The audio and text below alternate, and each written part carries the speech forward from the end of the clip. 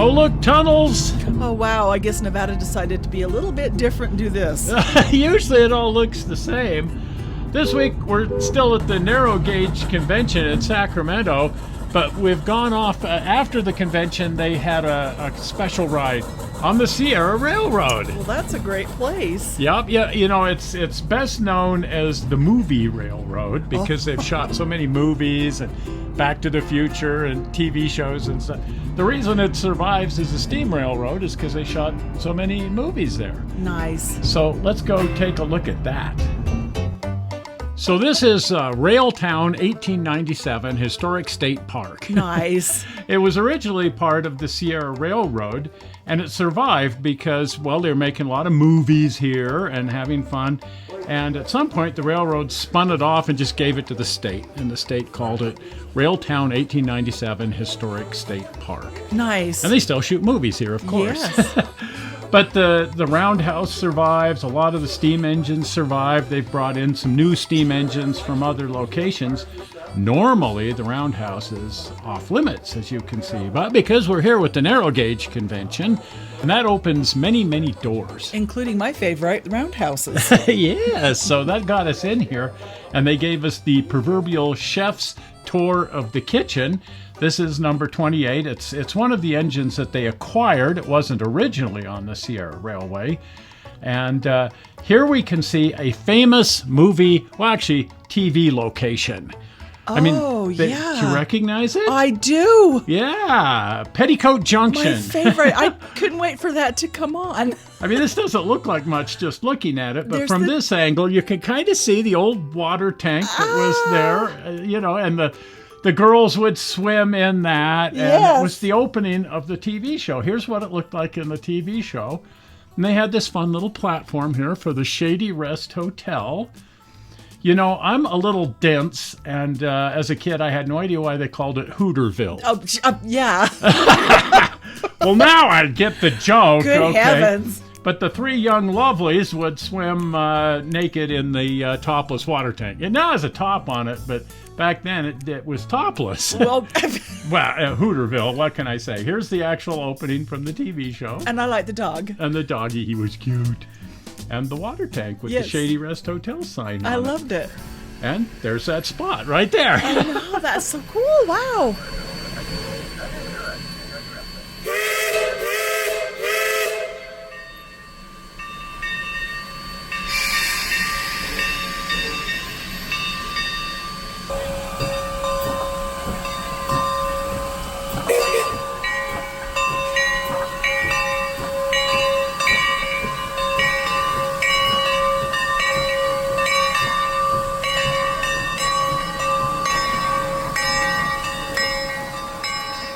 They've got both locomotives running today because for our special train, they're double heading. Oh, wow. Normally, they would never do that. Well, they don't need to. It's a very flat railroad in this part of the world. But today, we're double heading. 3 here is the famous movie engine. We saw it crash into Eastwood Gorge in Back to the Future and then get turned into a time machine. Oh, yeah. Isn't that neat? That's so cool. But that particular locomotive's been in so many movies.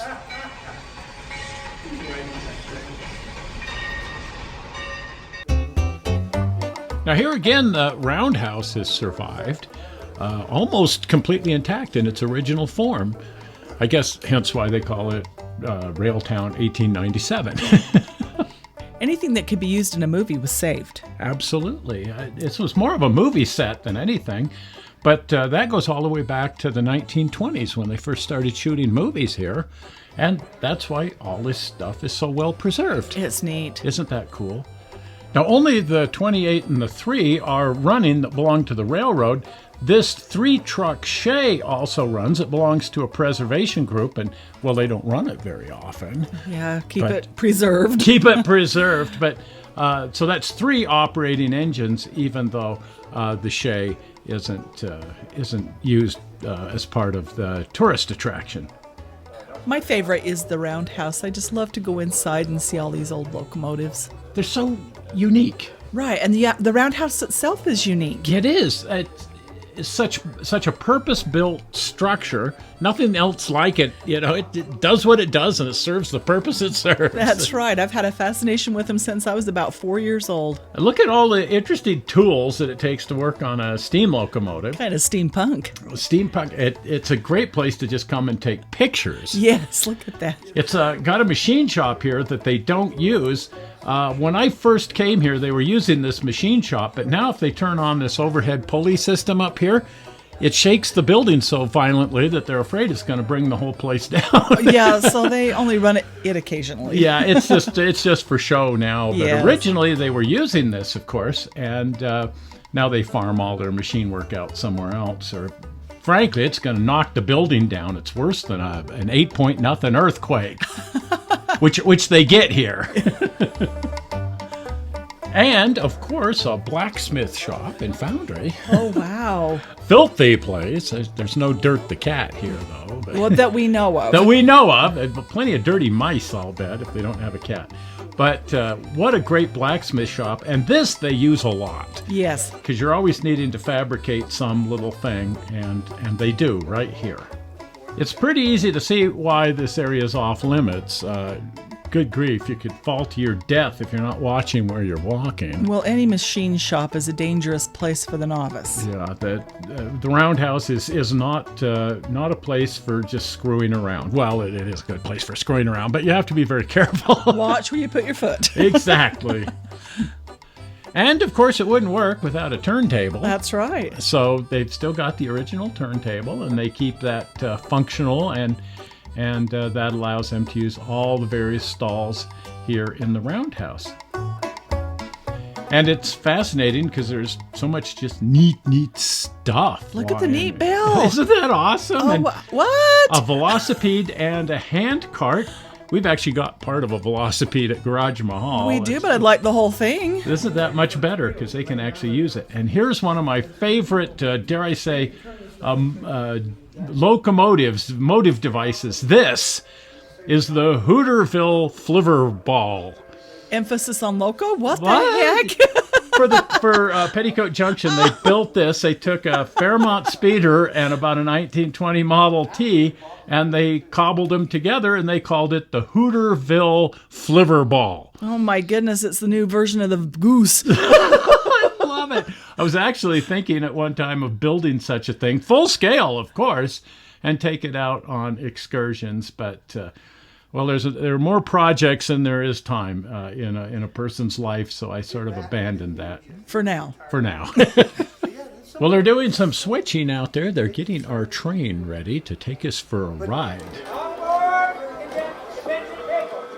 So let's go then.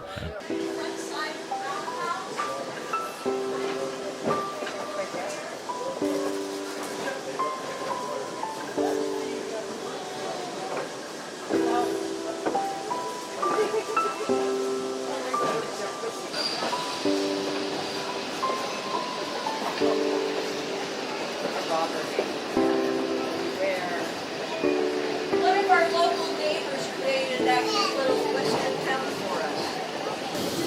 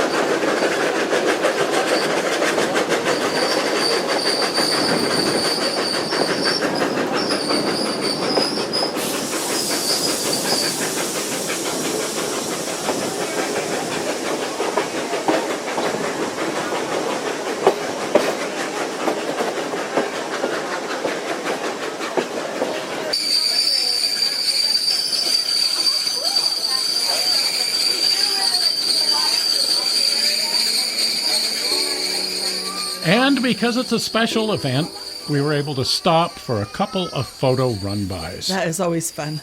Isn't it?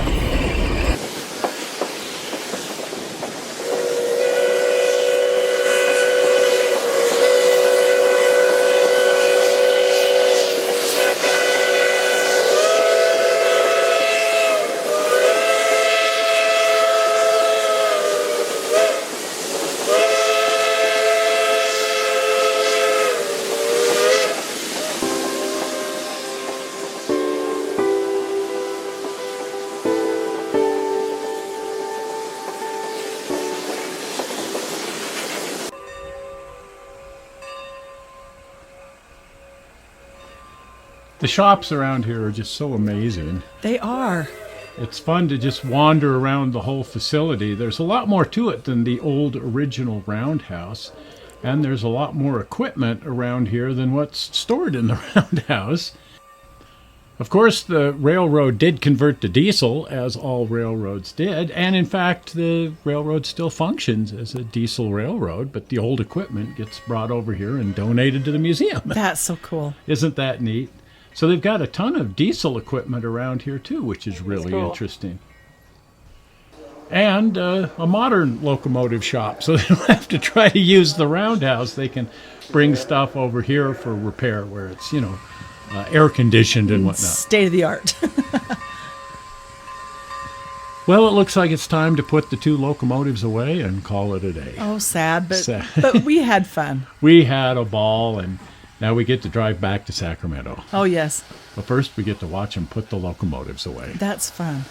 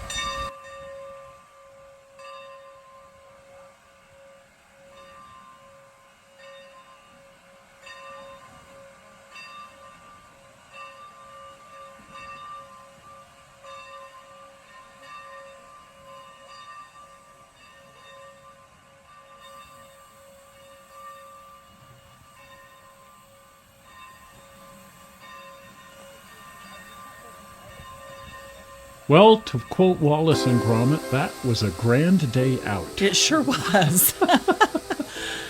This has just been a wonderful, wonderful, wonderful excursion. And a pair of beautiful steam locomotives. And, of course, just an amazing, amazing place to see. In person, no less. No kidding. Everybody's seen movies, but here's the real deal right here.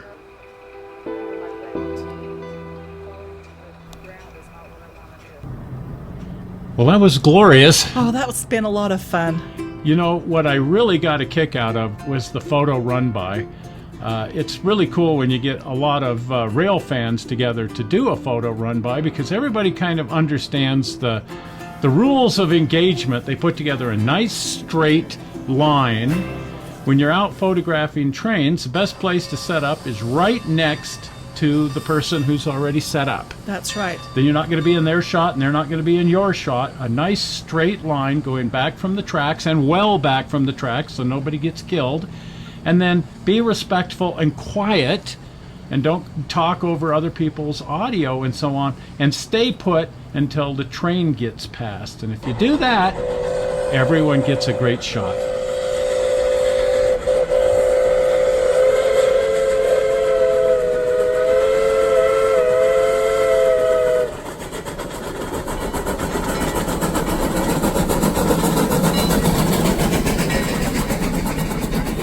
You know, I think the Narrow Gauge Convention is still my favorite show of all shows. It sure is. It sure has been this time. Boy, we packed everything in. We did everything. We've seen everything, been everywhere.